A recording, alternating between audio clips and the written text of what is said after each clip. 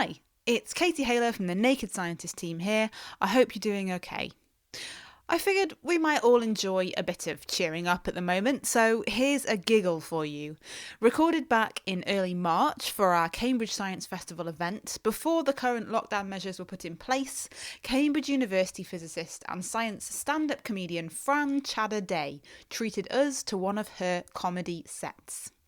So grab a cuppa and take a seat, because without further ado, here's Fran Chader-Day.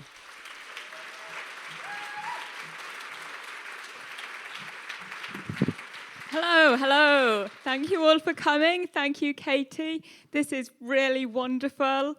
Who here loves science? Yay! Who here hates science but is willing to try new things? Okay, a few. I respect that. I'm a theoretical physicist, so my job is more or less breaking physics and then trying to put it back together, but it's in a loving way. I love science. I think the most sciencey thing I ever did was in 2012. I spent a summer at the Large Hadron Collider. It was amazing. The Large Hadron Collider is a huge tunnel in France and Geneva. It's colder than outer space. It cost $13 billion. What's it for? Well, in the best tradition of science, it's for smashing stuff together and seeing what comes off.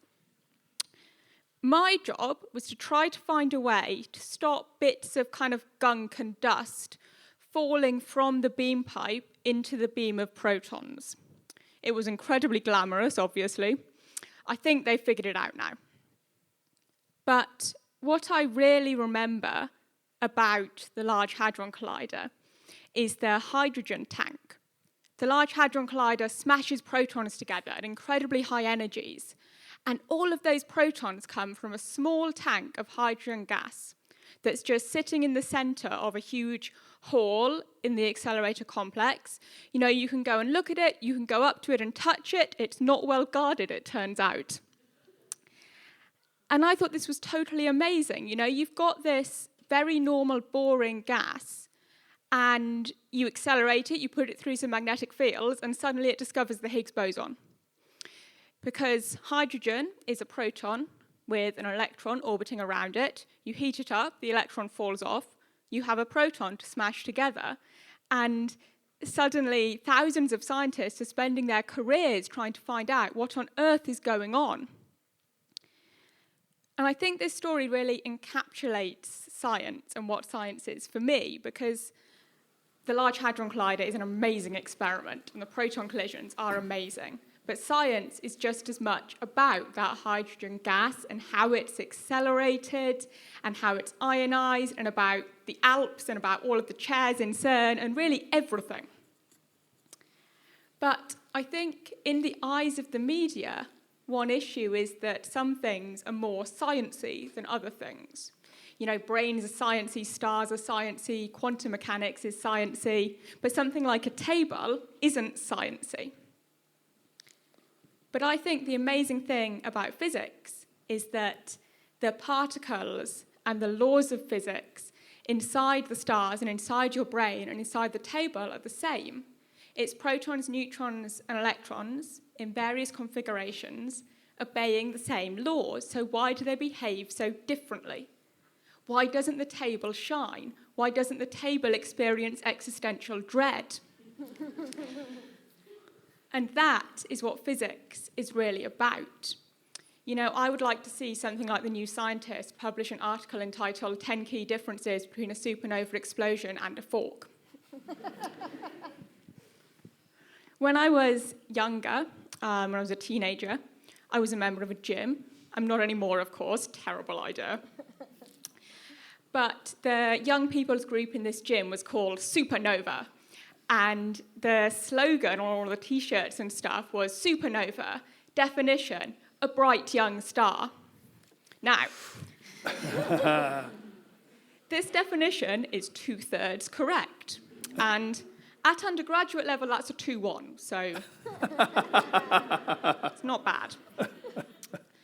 A supernova is actually the explosion at the end of a star's life.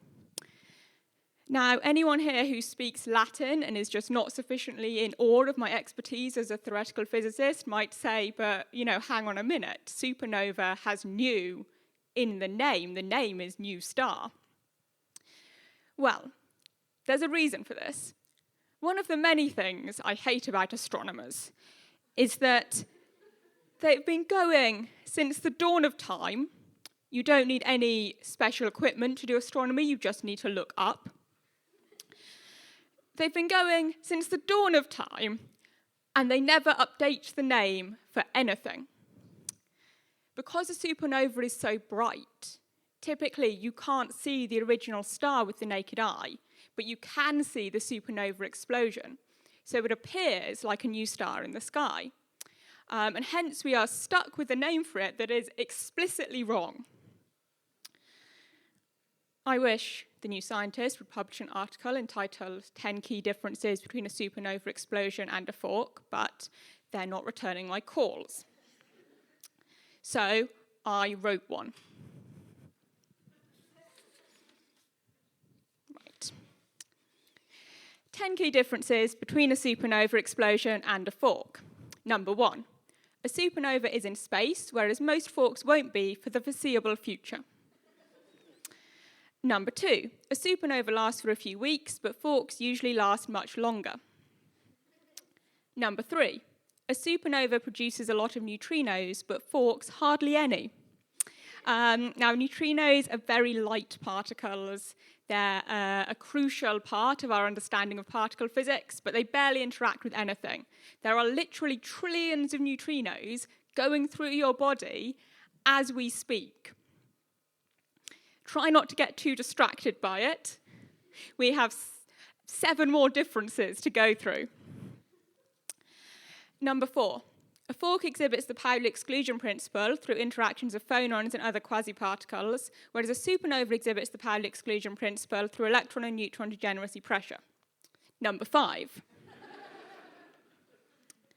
forks are made of metal or wood or plastic, whereas a supernova is mainly made of star. Number 6, a supernova is much bigger than a fork. You really get what you pay for with this show. I'm aware that it was free. Number 7, when I was younger, I never wanted to be a fork. I come from a slightly odd family. There were many great things about it. One of the great things was that my parents had a slightly non-traditional setup where my mum earned most of the money and my dad stayed at home and looked after me and my brother. And this was brilliant. But, gender stereotypes can be very sneaky. So one day I came home from nursery and I said to my little brother, Joshua, right, we're going to play mummies and daddies, and you're the daddy, so you go out to work, and I'm the mummy, so I'm going to stay at home and clean the house. And my mum heard this, and she obviously wasn't happy with the stereotypes that I'd picked up at nursery school. So she said to me, but Francesca, that's not what happens in our house, is it? And I said, oh, no, it's not. You go out to work, and Daddy stays at home, and nobody cleans the house. That joke really normally gets the biggest laugh of the night. I wrote it when I was 4. It's clearly been downhill since then. So, where were we? Number 8. A supernova is a much more obvious manifestation of the second law of thermodynamics than a fork is. Okay, requires a little explanation. The second law of thermodynamics basically says that the total entropy in the universe always increases. Now, entropy is a measure of disorder.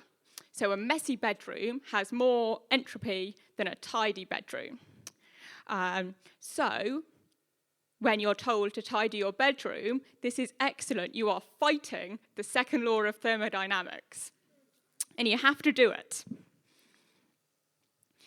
It does mean it's also a losing battle, unfortunately. We're not going to win our battle with the second law of thermodynamics, but we can try. Number 9. A supernova probably has more gold in it than a fork, but this gold is much harder to access. So gold is a heavy metal. It's got a lot of protons and neutrons in it. And heavy metals like gold are quite difficult to produce. It takes a lot of energy to produce them. But a lot of these heavy metals are actually essential for life. We need them in our bodies to live. And we think that they were produced in supernova explosions and in collisions between neutron stars. That is the only way we can see that they could be produced in the universe. And neutron stars actually are what's left over at the end of a supernova. So that kind of starts with the supernova explosion too. So these heavy metals, which are needed for life, are a result of exploding stars. And this brings me to what I think is the key difference between a supernova and a fork. A fork is what happens if you take a supernova and then wait a really long time. You get these heavy metals, you form life, and then eventually some of them make forks. So I think really the conclusion of my piece is that a fork is a supernova, part of a supernova, to which something very strange has happened. 10 key differences between a supernova explosion and a fork. Number 10, no one knows what happens if you put a supernova in a microwave.